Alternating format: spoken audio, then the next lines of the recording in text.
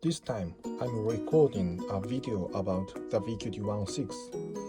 It's been about 6 months since I started using the VQD106. After using it for half a year, my honest impression is that the VQD106 is incredibly quiet, and I can practice at home anytime. I'm really glad I bought it.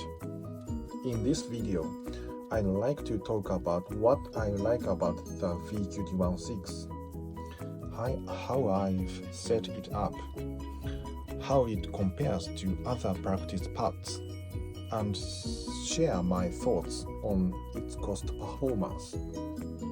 First, regarding drum practice style. I know there are various places people practice, but for me, I've always practiced at home and gone to studios for band rehearsals. Having enough time to practice makes playing the drums more fun. Of course, some people go to studios for individual practice, and that's totally valid. But studio fees, transportation costs, and scheduling can be issues. Personally, I do sometimes go to studios for individual practice when I want to play acoustic drums. Still, compared to being able to practice at home anytime, studios definitely come with more limitations. Then, there are those who can play drums at school. That's cost effective and allows for a good amount of practice time. However, since there's usually only one drum set, it can lead to competition among drummers, and you may not get as much time as you would like. So, who do I recommend the VQD106 for? For people who want to practice at home, especially those living in apartments or condominiums. It's also great for people living in houses with family members who complain about noise. Why? Because as of now, it offers the best soundproofing performance. Let me start by showing you my setup. First, the environment. I live in a rental apartment, so I can't do any major renovations. But I've done everything I can to reduce noise as much as possible. First, I use a portable soundproof booth called Autodas, which completely encloses the set. Then, on the floor, I've layered 2 mats, placed 4 NE10 noise eaters between them, and set the VQD106 on top. This creates multiple layers of vibration isolation. I've also modified the VQD106 setup. I added a CYQ12 to have 2 crash cymbals. I bought this extra part as soon as it was released. I'm a one-ton person, so I've kept just one ton. With this setup, it's pretty much the same as a standard studio drum set, so I can play at home and in the studio with the same configuration. I've also switched the sound modules to the TD17. It offers more sound options, and my impression is that it's a nice upgrade. I bought the VQD106 right after it was released, so mine came with the TD07 sound modules. Comparing it to my older TD17, I definitely feel it's a step up. If you already own a V-drum set, there's also a VQD106 version that comes with just the pads and stand, which might be a smarter buy to avoid redundancy.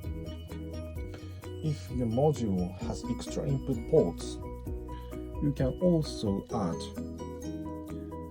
more parts to customize your own setup.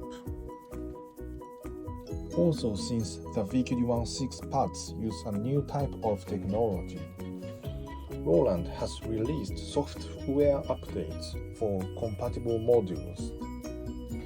I've installed the update, and it has noticeably improved pad sensitivity, especially for picking up softer hits. I also keep a music stand next to the kit. Now, let's talk about how quiet it really is. This time, I'll compare it to a Pearl Practice Pad TPX-10N.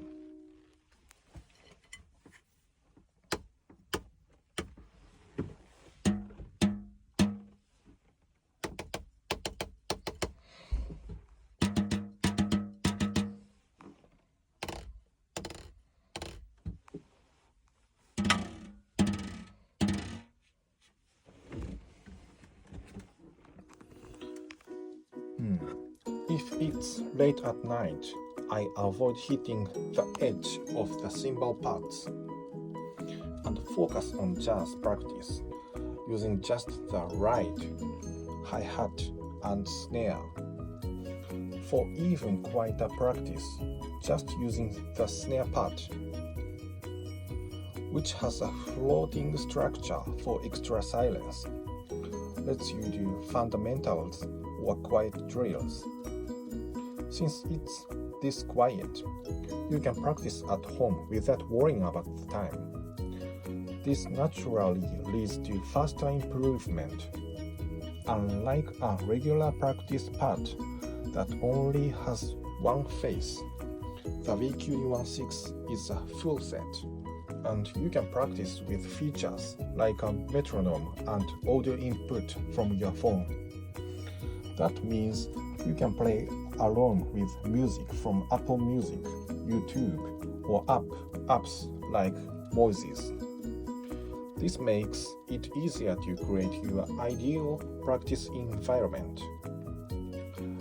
Roland's engineering is truly impressive for developing such a great product. Now, people often say it's expensive, but I think we should focus on cost performance. Sure, there are cheaper electronic drum sets, but if they are too loud for home use, then there's no point in buying them. If you can't practice at home, you are not getting any better. That defeats the purpose of buying a drum set to begin with. Instead, buying the VQD106 and creating a quiet, accessible practice space at home ensure that you can practice consistently.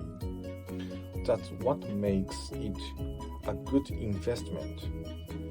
So I encourage you to think about your goal, improving your skills, and choose an electric drum set based on that. Also, this applies to all electronic drums, but your stick tips will wear down from repeated use.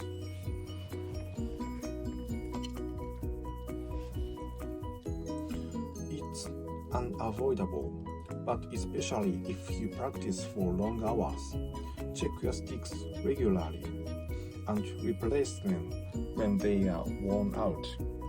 I replaced my sticks once after about 4 months of use. To wrap up, the VQD106 is an excellent option for those living in apartments, condos, or houses where noise is a concern. Now that individual parts are sold separately, you can customize the kit to your setup. And since you will be able to practice longer, you'll likely improve faster. The initial cost is high, but I believe the cost performance is excellent.